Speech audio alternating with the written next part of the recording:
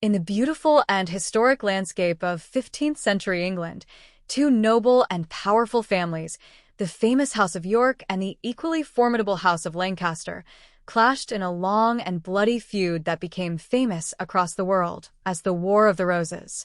It was a time of armor, heraldry, and fierce family pride. Tonight, in the much more modern setting of 20th century England, history repeats itself in the most unexpected and amusing way as the House of Dumbarton clashes with the proud House of Clampett in what the participants are convinced is the Second War of the Roses. The evening air was crisp, and near the grand stone walls, a voice called out with great urgency, asking Jethro what he could possibly want. The voice insisted that he had better go talk to Granny before he went charging over to the next castle on his mission. Jethro, full of youthful enthusiasm and chivalric delusions, responded that he was only riding over there to bring down a formal challenge, explaining that once the challenge was delivered, they could officially and properly commence fighting the War of the Roses. He complained that Granny wanted to sneak up on their opponents, which proved that she did not understand the intricate workings of the ancient feudal system, because true and noble knights absolutely do not sneak around in the shadows. His companion, Ellie, warned him that he had better sneak back anyway because Granny was surely going to find his 10 pairs of breeches if he was not careful. Jethro, looking intently at her, asked Ellie if she wanted to get herself a handsome knight and get cropped up and live happy ever after. Ellie smiled and admitted that of course she did want that. Hearing this, Jethro declared with supreme confidence that they had to fight his way, which was the true feudal way, filled with honor, bravery, and intelligence. Ellie could only wish him good luck, calling him her brave and intelligent knight, before shouting out for the horse to giddy up. However, Jethro was so confused by his heavy armor and grand ideas that he mounted the animal completely backwards, causing Ellie to shout his name in exasperation as the horse began to move with a loud yee-haw. Meanwhile, at the neighboring estate, a formal servant approached his master with a look of utter disbelief, announcing to Colonel Dumbarton, "Sir, that the strange black knight who had rode through his beloved rose garden last year was back." The colonel gasped, demanding to know if the intruder was truly back and riding through his prize rose garden again. He turned to his companion, asking why he could not hear the commotion, before shouting out at the top of his lungs for the clumsy lout to stop riding through his roses. Jethro, still sitting backwards on his horse, yelled back that he was certainly no lout, but rather Sir Jethro from the next castle. The colonel stared at the bizarre sight, asking his servant if the man was truly sitting on his horse backwards. The servant confirmed that it was indeed true, suggesting it was meant as a deliberate mark of contempt. The colonel ordered the intruder to be gone, calling him a rotter and threatening to set the fierce dogs on him. Jethro replied that it was already too late for threats, as they were formally challenging him to the Second War of the Roses, warning that they would soon be back with their angry rabble to pillage the entire estate before shouting "Giddy up" once more. The servant watched the chaotic retreat, noting that the man was riding back through those beautiful roses again. "Sir." The colonel cursed the Black Knight with great fury, loudly accepting the challenge and declaring that this meant absolute war. Far away from the impending battlefield, a telephone rang, and a confused voice asked if the caller was speaking to Mr. Dumbledore. The answer came back in the affirmative, explaining that Mr. Drysdale was calling all the way from London. The man thanked him and greeted Mr. Drysdale, identifying himself as baggage here and asking Mr. Drysdale if he was still staying at the Grand Hotel. Mr. Drysdale, speaking with great excitement, confirmed that he was indeed at the hotel and announced that he had some wonderful news, explaining that it would no longer be necessary for them to come all the way to London to see the Queen. The man was relieved but curious, wondering how they were going to give her back the important deed to Canada, since he had it right there with him. Mr. Drysdale explained that this was the most exciting part of the news, revealing that he had been using his considerable influence and contacting all of his high society connections. Just then, a knock came at the door, and Mr. Drysdale called out for them to come in, before continuing to explain that as a direct result of his superhuman efforts, Queen Elizabeth herself was coming to Clamford Castle to see them. The man gasped in shock, saying, oh no," and insisting that Her Majesty did not have to do that at all. Mr. Drysdale laughed and said that she absolutely insisted, because after what had been done for her, she would not have it any other way. The man remarked that it sure was a mighty great honor for all of them, and Mr. Drysdale replied that he was glad to do it, adding a quick warning not to spin the news around for strict security reasons, promising that he would be right there with her. Nearby, another gentleman turned to his companion, declaring that he was an absolute madman, arguing that hiring someone to impersonate the royal minister of the Queen in Hollywood was one thing, but absolutely no respectable actress in the entire United Kingdom would ever consent to such a wild scheme. He was told to hold it right there, and remember that the Clamford family historian was Jethro, who firmly believed this Elizabeth was still the reigning queen. In another part of the Grand Estate, Vanessa turned to her husband, saying that they simply must do something about her father. Osgood told her to sit down, reminding Vanessa that she knew her daddy drank when she married him. Vanessa argued that he was getting much worse, pointing out that while other people see imaginary pink elephants, her father sees terrifying black knights. Osgood noted that the first incident was a whole year ago, but Vanessa countered that he had seen him again, claiming the fellow rode up this morning and challenged him directly.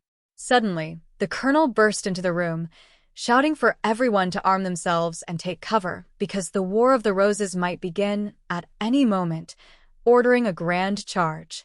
Osgood looked at him blankly, reminding him that the War of the Roses took place 500 years ago. Vanessa gently humored her father, saying be it so, and then whispered to her husband that she would hide his brandy immediately. Out in the yard, Jethro was proudly working on a massive wooden contraption, boasting that many a historic castle had been captured with these very catapults. Ellie looked at the machine skeptically, asking how he was planning to get it inside the thick castle wall. Jethro grinned and explained that he was not going to get the machine inside, but rather the machine was going to get him inside. Ellie realized his wild plan, asking if it was going to throw him through the air like a giant slingshot. Jethro asked her if she had never heard of Sir Lancelot sailing over the walls, claiming that this very device was what sent the legendary knights a-sailing. Ellie asked if he was likely to get badly hurt in the process, but Jethro confidently replied heck no, explaining that this was the exact reason why knights wore thick metal armor, joking that he reckoned that was where people got the old expression about flying by a night. Ellie then inquired about what he was going to do after he successfully got inside the walls. Jethro proudly declared that he was going to lay about him with his trusty sword, and then, when he got the enemy all pillaged, he would open the main gate to let her in so she could pick herself out a handsome knight and get troughed up. A local man named Hank Forrest spoke up, saying that he did not want any knight if he was already all pillaged, prompting Ellie to decide that she would just stun the good-looking ones. Jethro instructed her to sit in the chair of the catapult and hold it down until they got everything ready, shouting out for Granny and Ellie as he looked around, wondering where everybody had gone and what in the blue blazes was happening, before calling out a cheerful so long to the others.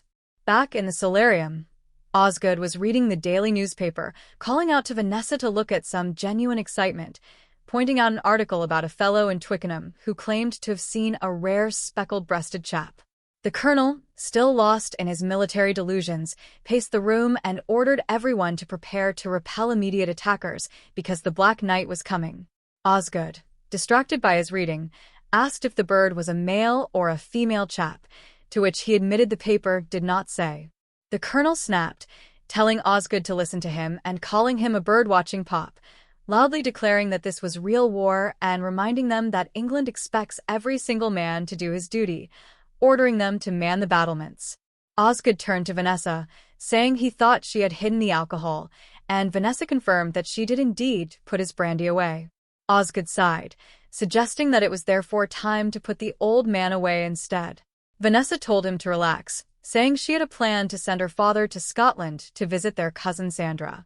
Osgood groaned, explaining that Sandra was actually coming here, and so was Emlyn. The colonel grumbled about his missing brandy, muttering that a brave man needs a drop of courage before a grand battle. Vanessa told him to sit down, but her father insisted that the Black Knight was coming right toward them. Osgood asked if he was riding on his grand white charger, but the colonel corrected him, saying the knight was arriving on a large black truck. Osgood repeated the words in confusion, and the colonel added that the Blythe had captured a fair damsel and had her strapped to a strange ducking stool. Osgood turned to his wife, asking if she was coming along, and Vanessa agreed, saying they would be safe in the solarium, while her father shouted after them that they would suffer, wishing he had them in India so he could spread them on a hot anthill, calling someone a blasted hippie and wondering where they had hidden his precious brandy. Near the catapult, Jethro was getting into position, telling Ellie that all she had to do was cut the rope and away he would go, reminding her not to finish any hand tonight. Ellie promised she would not, saying she would just sack the enemy. Inside, the colonel was still searching for his drink, muttering that some glibsqueak had buried it somewhere, but then decided it did not matter, wondering how the enemy could have seen him anyway. A servant rushed in, shouting that the general forgot his sword. The colonel took a quick sip from a hidden bottle, declaring that it was what he called a brandy with true authority, just as he looked out the window and gasped at the sight of the Black Knight flying through the air. On the other side, Jed was gathering the troops, telling the rest of them to pay close attention because they were catching herb spoils. He asked Ellie what was going on and who these strange fellas were. Granny explained that these were her guerrillas, admitting they had a rather sorry lot of rabble, but she had personally called out all the cowards. She confessed she was hoping to come up with a formidable group like the Dirty Dozen, but all she could manage to gather was the Filthy Four. Jed told them to come on, instructing the fellas to get up and go back to their regular jobs. Granny protested, telling Jed to wait a minute and explaining that these were the official Clampett commandos, completely ready to lay down their very lives for his personal honor, adding that they all knew everybody was not coming back alive. Jed dryly observed that they wouldn't come back because everybody was not going in the first place, asking Granny if she was going to chicken out again, and if they were going to be forever known as the Beverly Hills Yellow Bellies. Jed revealed the big news that the Queen was coming here to pick up the important deed to Canada, which meant they absolutely had to finish this family feud once and for all. At the neighboring estate, Vanessa and Osgood found her father lying flat on the ground, wondering if the old boy had suffered a sudden fit or perhaps just stumbled and fell. Suddenly, a strange, metallic clanking noise echoed through the garden, causing Osgood to cry out in surprise, asking what on earth that was. The colonel, groaning as he stood up, announced that he was off to the grand tournament because the Black Knight and he were officially jousting. Osgood asked in amazement if they were truly jousting, and the colonel confirmed that the knight had literally flown over the high castle wall to engage him in noble combat, though the poor Blythe had forgotten his sword. Therefore, they were meeting on the field of honor to finally settle the historic War of the Roses, ordering a nice cup of tea. Back at the camp, Granny was still arguing with Jed, saying she could not possibly send her guerrillas back to civilian life because she had them all worked up to a dangerous pitch, claiming these fierce killers had a genuine bloodlust in their eyes. Jethro ran up to them, calling out to Uncle Jed and Granny to get everybody together because they were officially going to have a formal joust. Granny looked at him, asking if he had caught one of the enemies, saying she had brought him something to eat but warning that if he did not eat it, he would have to fight it. Jethro replied that if you fight it, you have to clean it and cook it, but explained that he was going to have a joust with the Green Knight, suggesting they let the enemy clean and cook it instead because he had the Great War of the Roses to settle. Jed agreed that this tournament would settle it, noting that jousting is real fighting, and the Green Knight was indeed from the next castle.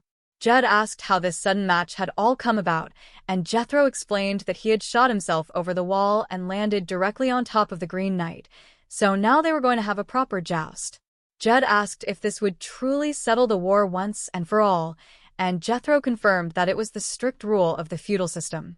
Jed told the boy to get ready because his opponent was coming, shouting for someone to fetch his grand charger and his heavy jousting lamp.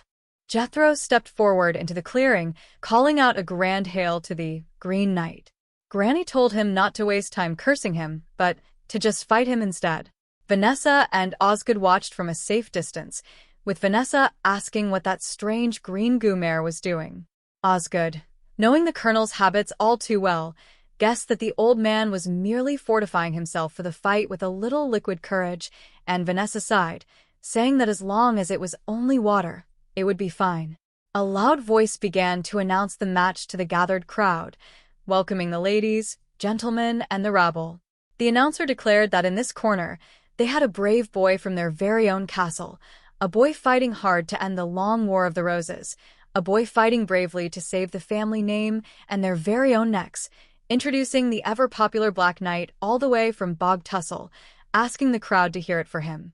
The announcer then turned to the other side, introducing the opponent who was appearing for the very first time without his cannon, describing him as a man after their own hearts as well as their livers and other vital organs, calling him the notorious Yellow Knight before quickly correcting himself to the Green Knight, muttering that he would never do it and telling Greenie to take a formal bow.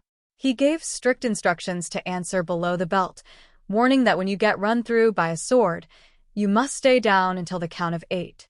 Osgood watched nervously, asking if it would hurt, but the servant reassured him that if Master Jethro could easily survive being launched from a giant catapult, he could certainly survive a match with the colonel. Osgood then inquired about the colonel, asking what kind of physical shape he was in. The servant guaranteed that the shape he was currently in meant he would not feel a single thing during the battle. The announcer shouted for them to get on their mark, get set, and charge. The colonel looked confused, stating that nobody had charged like that for hundreds of years, which the announcer figured was true. Jethro took a hit and went down, and the crowd began counting 1, 2, telling Jethro to get up, then 3, 4. Jethro groaned that the blow had blown the wind right out of him, but the crowd urged him on. The trainer turned to the colonel, telling Greenie to lie down because he was a sick man, reaching the count of 6, warning that he was going to be much sicker than his opponent, and speaking as a doctor, he gave a stern warning. Jethro was told that all his opponent needed was a little wind knocked out of him, but Jed yelled out to Jethro, reminding him that he wanted the colonel kept in one single piece. Ellie told him not to worry, wishing them good luck and noting that they were all down in the garden. Near the castle gates, a servant whispered that Her Majesty was still sulking, but his companion told him to let her sulk and focused on getting the grand royal throne set up properly.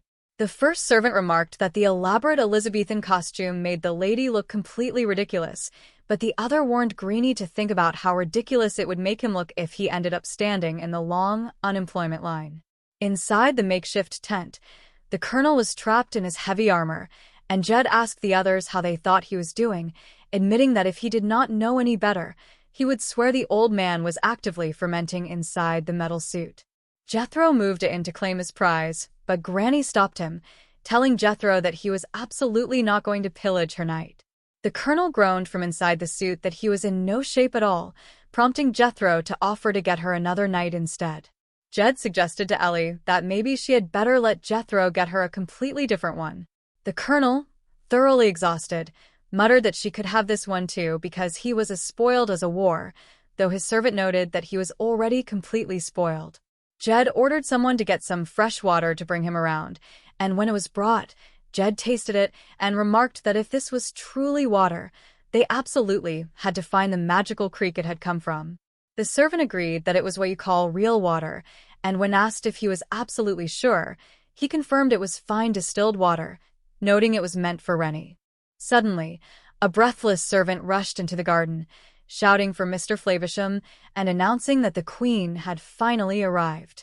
Mr. Flavisham gasped, asking if it was the Queen, and the servant clarified that it was not the new one, sir, but rather the old one.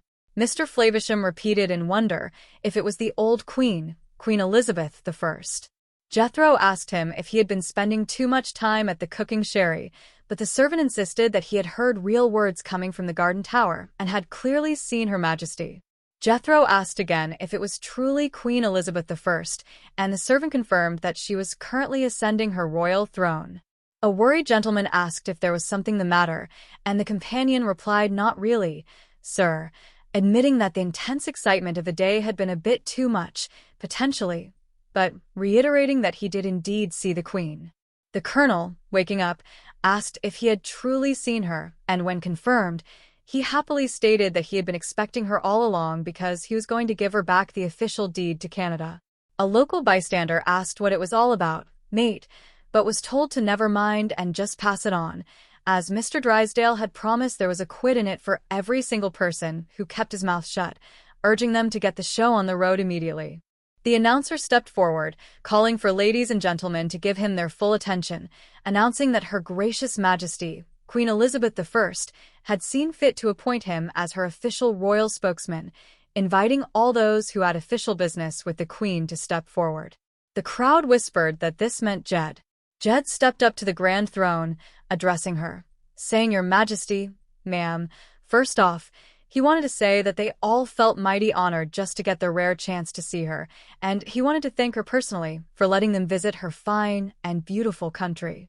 He admitted he did not know exactly how much Mr. Drysdale had told her about how they had come to buy Canada in the first place, but he reckoned that maybe the less said about that whole misunderstanding, the better it would be for everyone involved.